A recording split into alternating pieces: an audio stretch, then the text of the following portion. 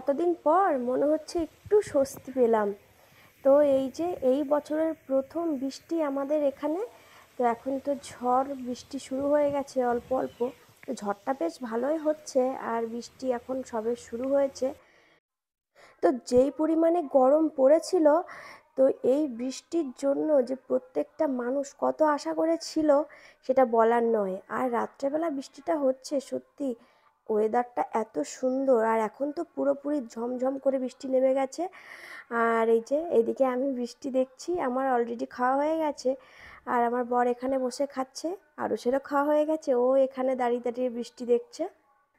তো এখন কিন্তু রাত প্রায় 10টা 10-15 এরকম হবে। আর এইদিকে কিন্তু ভীষণ মুষলধারে বৃষ্টি হচ্ছে।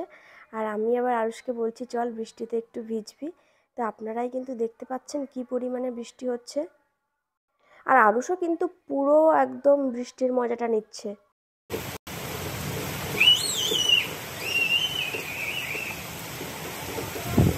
তো এত পরিমাণে গরমের পরে এই বৃষ্টিটা যে কি শান্তির, সেটা বলে বোঝানোর নয়।